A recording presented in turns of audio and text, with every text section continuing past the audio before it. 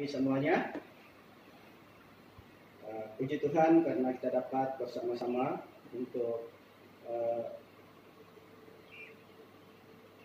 beribadah keluarga pada pagi hari ini lagi. Ini adalah minggu kedua bagi kita untuk beribadah keluarga, dan puji Tuhan kita punya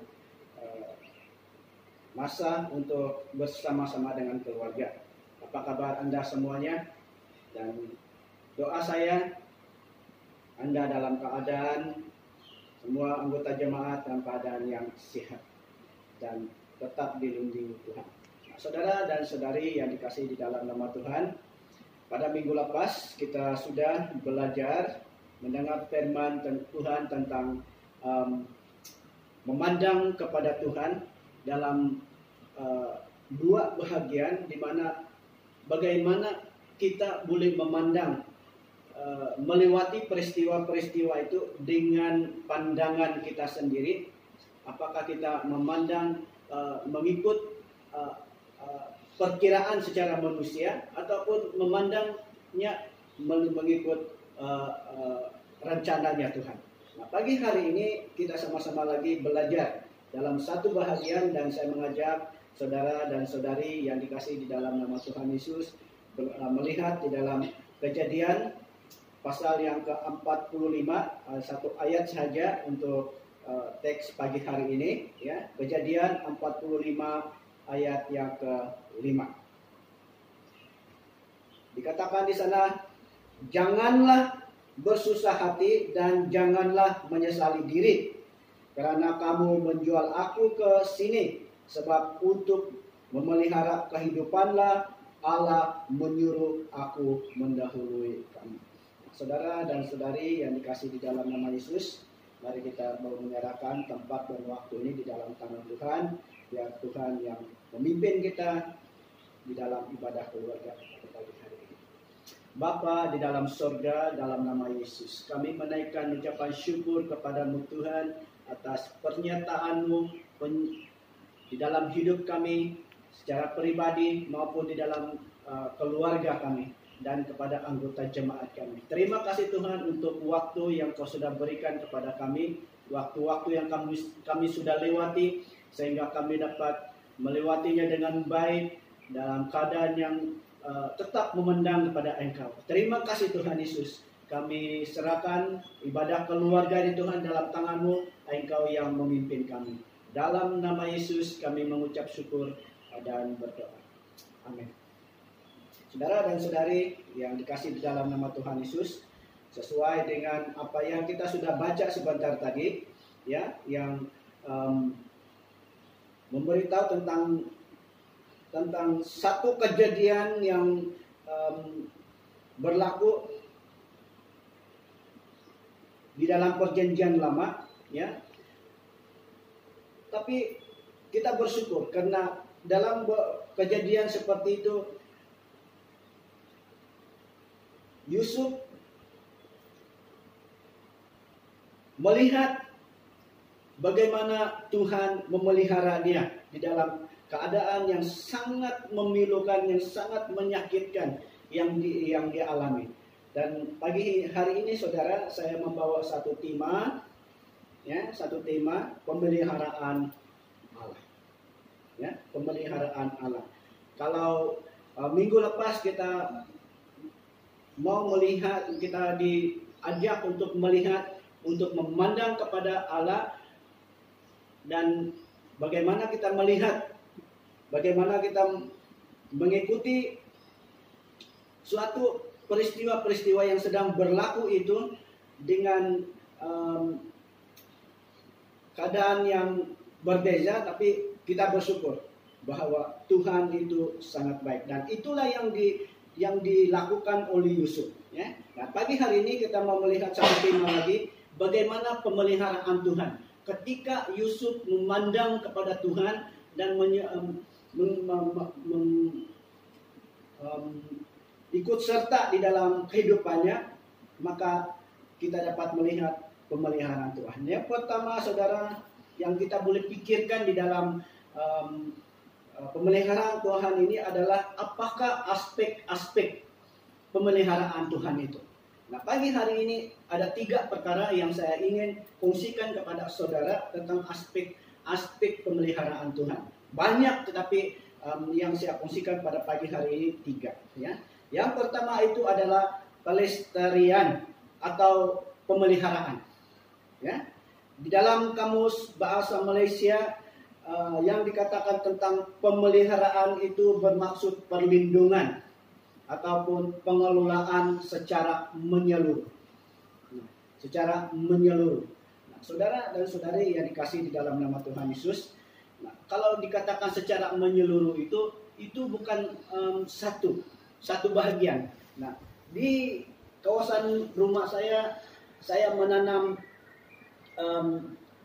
sayur-sayuran. Nah, dan bagaimana saya dapat mendapatkannya supaya dia lebih baik? Jadi saya memperhatikannya dari membuang, menyiramnya setiap pagi dan juga membersihkan kawasannya sehingga dia dapat bertumbuh dengan baik.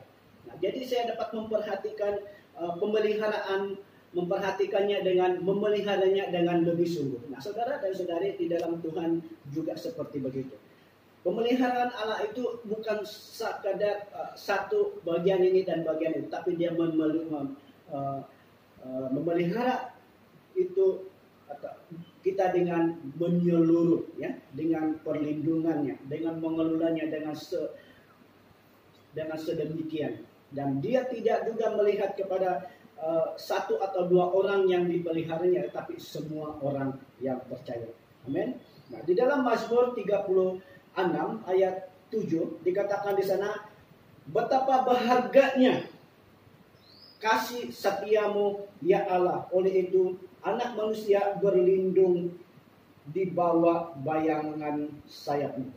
Nah, saudara dan saudari, di dalam terjemahan lain, betapa berharganya, harganya, atau dalam terjemahan lain dikatakan mahal, bernilai, indahnya. Ya. Nah, betapa berharganya penyertaan Tuhan itu. Ya.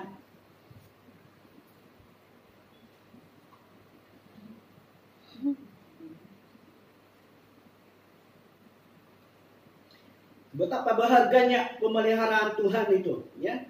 Dan betapa mahalnya, bernilai, indahnya. Ya, perkataan ini berbeda tetapi maksud yang sama. Ya.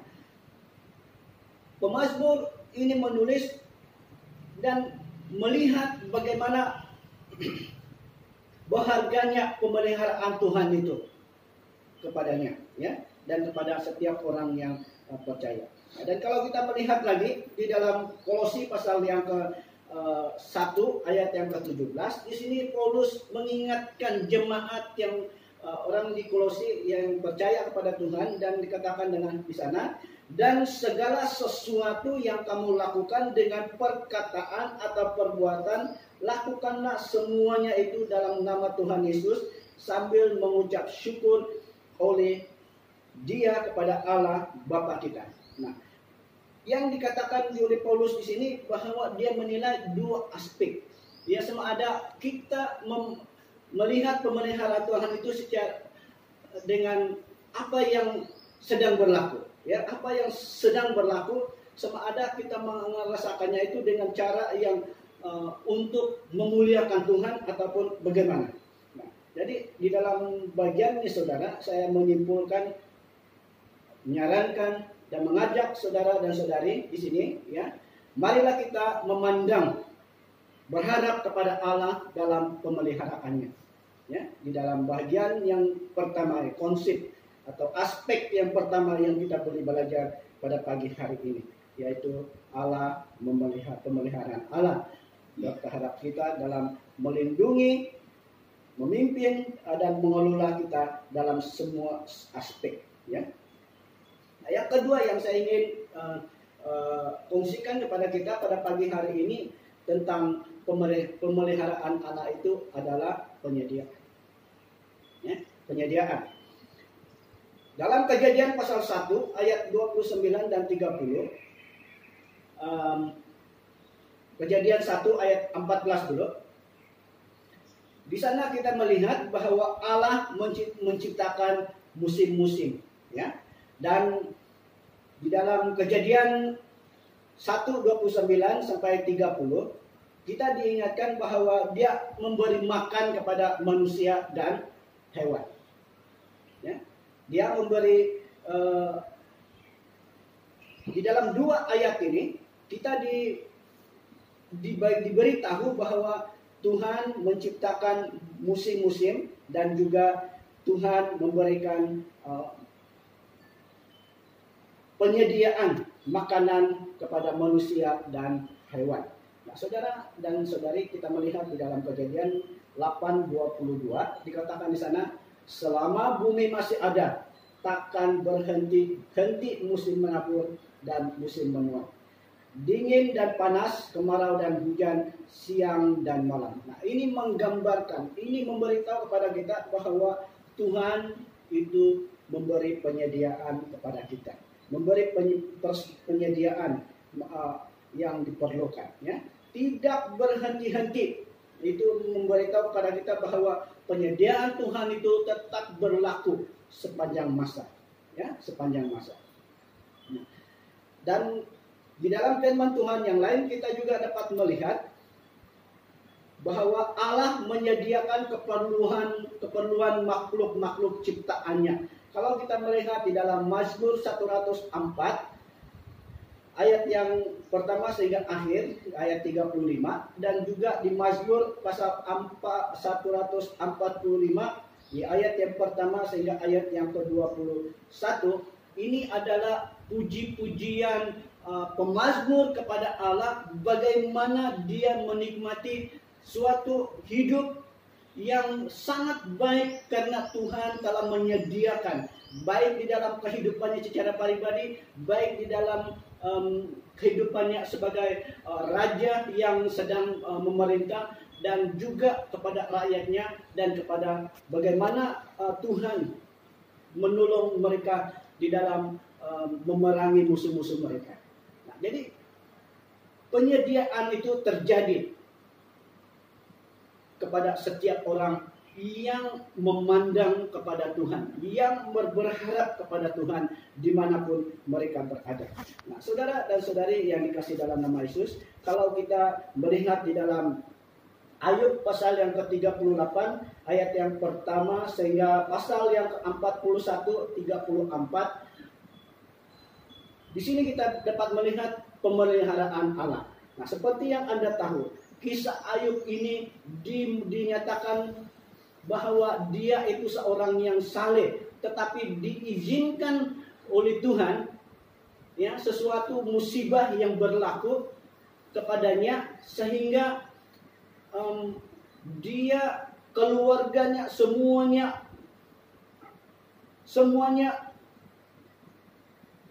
terkorban. Harta bendanya juga hilang, dan juga istrinya juga mahu supaya dia mengutuki Tuhannya, dan dia biarlah dia meninggal dunia. Tetapi Ayub tidak menghiraukan semua apa yang sedang berlaku di sekitarnya.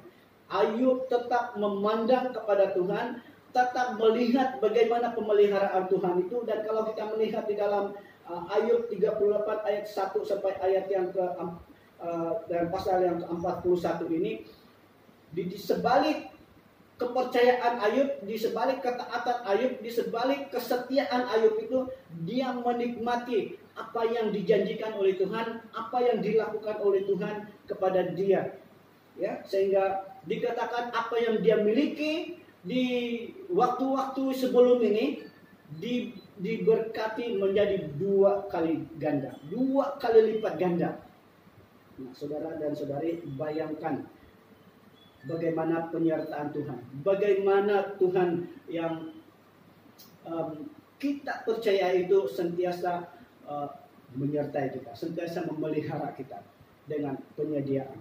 Dan kalau kita melihat lagi saudara di dalam Matius pasal 6 26 sampai 30, di sana juga kita dapat melihat bahwa Allah menyediakan keperluan burung-burung dan juga bunga bakung di padang. Nah, pemeliharaan Allah itu semua tuh, ya. Sehingga kepada burung-burung dan juga kepada bunga-bunga yang ada di sekitar kita, ya. Di sekitar di sana pada waktu itu, bahkan di sekitar kita saat ini, ya. Nah, saya melihat di dalam kawasan rumah saya bahwa rumput-rumput yang saya rasa tidak ada artinya, yang tidak berguna kepada saya pun masih dipelihara oleh Tuhan. Nah, demikian juga orang-orang percaya. Lebih lagi daripada itu, Tuhan akan memelihara. Ya. Bahkan saudara, di dalam Matius pasal yang ke-10 ayat yang ke-29 pun memberitahu kepada kita. Di sana Yesus menerangkan bahwa burung pipit yang tidak punya nilai, yang tidak punya harga, tetapi masih dipelihara oleh Tuhan dengan makanan yang cukup. Nah, bayangkan saudara, bagaimana pemeliharaan Tuhan itu di dalam hidup kita, ya, di dalam hidup setiap manusia yang memandang, yang berharap kepada Tuhan. Jadi mari saudara dan saudari yang dikasih dengan nama Yesus, mari kita melihat pemeliharaan Tuhan itu, perlindungan Tuhan, pengelolaan Tuhan itu di dalam setiap orang itu nyata. Nah, saya melanjutkan lagi dengan beberapa ayat di dalam pemeliharaan Tuhan ini, di dalam poin yang kedua ini saudara, di dalam Yohanes 3 ayat 16 sampai 17. Kita juga diberitahu bahwa pemeliharaan Allah itu tidak kepada jasmani, tetapi juga kepada rohani. Nah, di dalam Yohanes 3 ayat 16 ini dan 17 kita diberitahu saudara dan saudari bahwa setiap orang yang percaya kepadanya dikatakan memiliki hidup yang kekal. Jadi itu berbicara tentang pemeliharaan Allah mengenai kehidupan rohani, yaitu roh kita. Bahwa kehidupan itu tidak hanya ada di dalam dunia ini, tetapi orang yang percaya itu akan bersama dengan Tuhan di sorga, ya, ketika dia sudah mengembuskan napasnya yang terakhir. Tapi ini adalah untuk orang yang percaya, ya, orang yang percaya, yang menyambut Tuhan sebagai Yesus sebagai Tuhan dan penyelamat. Dan kalau kita melihat lagi saudara di dalam Mazmur 91 ayat 1 sampai 16 dikatakan juga bahwa Allah menunjukkan kasih dan perhatian umatnya, ya. Allah menunjukkan kasih dan perhatian kepada umatnya. Di dalam pasal ini kita dibagi tahu bagaimana Tuhan memelihara dengan melepaskan jarak, pemikat dan juga wabah. Ya. Bagaimana Tuhan melepaskan jerat, pemikat dan wabah. Nah, seperti yang kita alami saat ini. Dia melepaskan kita dari ketakutan, dia melepaskan kita daripada maut, dan melepaskan kita daripada segala kejahatan. Dan yang sangat penting di dalam ini Tuhan, saudara dan saudari yang dikasih dalam nama Yesus, kita berharap, kita memandang, kita percaya, kita taat, dan kita setia kepada. Dalam Filipi pasal 4 ayat 19 dikatakan di sini, Allahku akan memenuhi segala keperluanmu menurut kekayaan dan kemuliaannya dalam Kristus Yesus. Ya. Allahku akan memenuhi segala keperluanmu menurut kekayaan dan kemuliaannya dalam Kristus Yesus. Ini yang dinyatakan oleh Rasul Paulus ketika dia berhadapan dengan situasi yang sangat sukar, ya, di dalam memberi pemberitaannya Injil kepada orang-orang yang ada di sekitarnya, di dalam pelayanannya. Ketika dia pergi memberitakan Injil, dia tetap memandang, dia tetap melihat bagaimana pemeliharaan Tuhan itu, biarpun dia mengalami kekurangan. Tapi seperti yang kita ketahui bahwa Paulus tetap hidup, walaupun banyak penderitaan, walaupun banyak kesusahan, walaupun banyak rintangan yang dia alami, tetapi dia tetap setia, dia tetap taat, dia tetap percaya kepada Tuhan. Saudara dan saudari yang dikasih dalam nama Yesus, di dalam 3 Yohanes pasal 1 ayat 2 kita dikatakan di sini, Allah menginginkan agar umatnya baik-baik dan sihat-sihat saja dan sukses dalam segala sesuatu. Ya. Allah menginginkan agar umatnya baik-baik dan sihat saja dan sukses dalam segala sesuatu. Dan inilah yang dikatakan oleh Rasul Yohanes di dalam kepada anak-anak Tuhan, ya, kepada anak-anak Tuhan yang dikatakan oleh Rasul Yohanes, ya.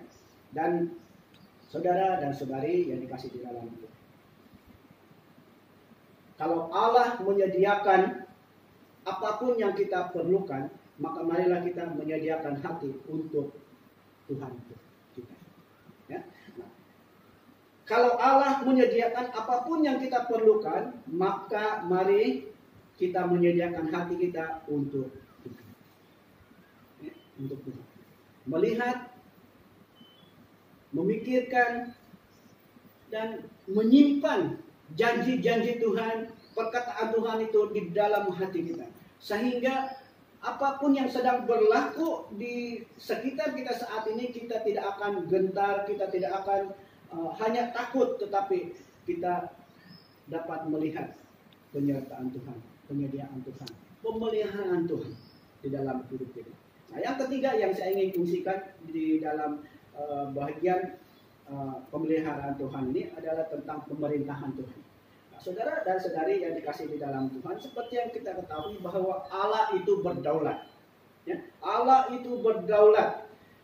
Segala peristiwa-peristiwa sejarah yang sedang berlaku ini di dalam kehendak Tuhan, ya, di dalam kehendak Allah, dan semuanya itu diizinkan oleh Tuhan berlaku di tepat pada waktu yang Tuhan kehendaki, ya, yang Tuhan kehendaki. Namun tetap di dalam pengawasan Tuhan sendiri, ya. Namun di dalam pengawasan Tuhan sendiri, dan Dia menyediakan atau melaksanakan, ya, penebusannya pada akhirnya, ya. Dan yang kita masih ingat tentang cerita Yusuf dan saudara-saudaranya, dimulai dengan satu keluarga dan penderitaan yang dialami oleh Yusuf, tetapi akhirnya Tuhan menyediakan yang tidak baik itu menjadi berkat kepada orang-orang yang ada pada waktu itu. Dan juga kepada Ayub yang hidup di dalam salehnya, tetapi diizinkan oleh Tuhan untuk mengalami segala sesuatu itu, walaupun itu sangat pahit dan sangat menyakitkan, sangat menakutkan, tetapi karena Ayub tetap setia, tetap taat, dan tetap percaya kepada dan memandang kepada Tuhan, dan dia melewati itu dengan berkat yang Tuhan sudah sediakan. Ya, saudara dan saudari yang dikasih dalam nama Tuhan Yesus. Dalam 2 Korintus pasal 4 ayat 4 dikatakan, pikiran orang yang tidak beriman itu telah dibutakan oleh Tuhan, pujaan dunia. Maka mereka tidak dapat melihat cahaya Injil tentang kemuliaan Kristus yang merupakan gambaran Allah. Nah, saudara dan saudari yang dikasih dalam nama Tuhan Yesus, Rasul Paulus memberitahu kepada orang-orang yang dia sedang layani, yang sudah percaya kepada Tuhan, supaya mereka tetap percaya. Dan kalau mereka melihat segala sesuatu yang tidak melihat Tuhan, itu karena mereka dibutakan oleh ilah-ilah yang dunia ini, yang tidak memberi jaminan, yang tidak memberi jawaban kepada orang, kepada kita, ya, kepada mereka, ya. Dan di dalam bahagian ini di 2 Korintus pasal 4 ini kita dapat melihat banyak pelajaran, ya, yang saya simpulkan tentang kesetiaan Rasul Paulus dan para pengikutnya, kemudian ketulusan dan kekukuhan mereka di dalam mengikuti Tuhan, melayani Tuhan, keberatan-keberatannya disingkirkan oleh Tuhan di dalam pelayanan mereka, di dalam kehidupan mereka, kemudian kejujuran hati dibuktikan di dalam bagian itu, kemudian keberanian dan kesabaran di tangan penderitaan dan bagaimana mengatasinya, ya, di dalam bagian ini. Dan yang terakhir adalah tidak putus asa dan tawar hati. Ini yang sedang berlaku, yang sedang mereka lewati pada waktu itu. Nah, macam kita sekarang ini, kita sedang melewati satu peristiwa yang keadaan yang sangat kalau kita lihat secara manusiawi itu sangat menakutkan. Saudara dan saudari, pengalaman saya, 2 kali saya keluar dari rumah ini dan saya sangat disertai dengan kewaspadaan dan juga kekhawatiran dan juga kecemasan. Ada seorang ketika saya pergi mengambil air di luar sana, di filter, ada seorang yang datang dan dekat dengan saya. Dan di dalam pikiran saya melihat bahwa jangan-jangan orang ini ada virusnya. Ada virusnya. Dan saya sangat takut. Dan selepas saya menyelesaikan itu, dan saya cepat-cepat melarikan diri. Kembali ke tempat ke kediaman kami. Kemudian ketika saya juga pergi ke kedai untuk membeli barang, saya melihat semua orang pakai tuping mulut, ya. Dan saya melihat di sekitar saya itu seperti begitu. Saya rasa jangan-jangan orang tempat ini tidak begitu selamat. Saya membeli barang itu cepat-cepat dan terus kembali ke rumah juga. Nah, ada bayangan ketakutan, ada bayangan kecemasan, ada bayangan kebimbangan. Tetapi di dalam ayat ini, ketika kita melihat bagaimana pemeliharaan Tuhan itu, pemerintahan Tuhan itu berlaku di dalam hati kita, kita mengandalkan Tuhan di dalam hidup kita, maka semuanya itu akan diberikan penyelesaian oleh Tuhan sendiri. Itu yang sedang berlaku, ya, saudara dan saudari yang dikasih dalam nama Tuhan Yesus. Pagi hari ini saya memberi kesimpulan kepada 3 perkara, 3 poin yang saya sudah bicarakan kepada kita tadi, ya. Sesungguhnya, ya, pelestarian atau pemeliharaan, perlindungan atau pengelolaan Tuhan yang pertama tadi, yang kedua tentang penyediaan yang Tuhan sediakan, dan juga pemerintahan Tuhan yang ada di dalam hidup kita nyata seperti yang tertulis dalam Alkitab.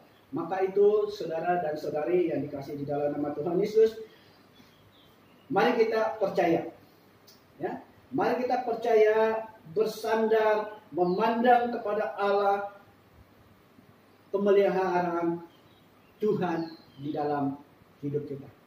Sementara kita melewati situasi yang sangat-sangat membimbangkan, sangat-sangat memberi ketakutan dan kecemasan kepada kita. Tetapi firman Tuhan katakan bahwa Dia memelihara setiap orang yang percaya kepada Dia. Memeliharanya yaitu melindungi, mengelola, menyediakan, dan memberi pemerintahan kepada kita supaya kita tetap bertahan di dalam Tuhan, di dalam apapun yang kita lewati. Tidak sekadar peristiwa ataupun situasi itu kita alami, tetapi Tuhan memberi kita kekuatan, memberi kita perlindungan, melepaskan kita dari segala sesuatu. Maka itu, saudara dan saudari yang kita kasih dalam nama Tuhan Yesus, mari kita memandang, mari kita berharap, mari kita bersandar kepada Tuhan yang memiliki kekuasaan di surga dan di bumi, yang menyertai dan melindungi kita. Terima kasih untuk perhatian Anda. Firman Tuhan sampai di sini, kita mengucap syukur dan berdoa kepada Tuhan.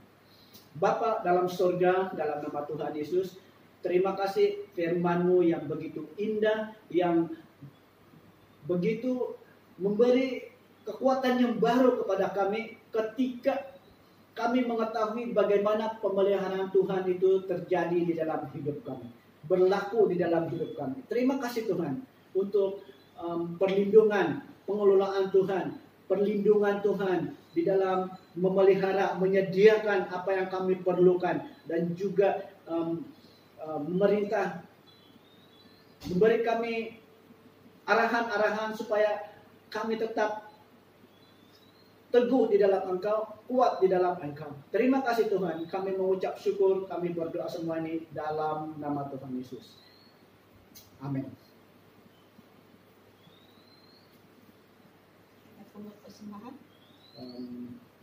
Kita buat persembahan untuk keluarga, ya.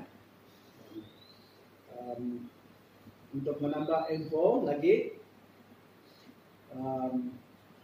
ibadah keluarga ini akan berterusan sampai kepada 14 hari bulan sesuai dengan arahan kerajaan untuk seperti begini.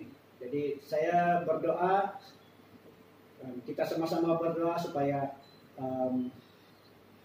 kita memiliki kekuatan, kita memiliki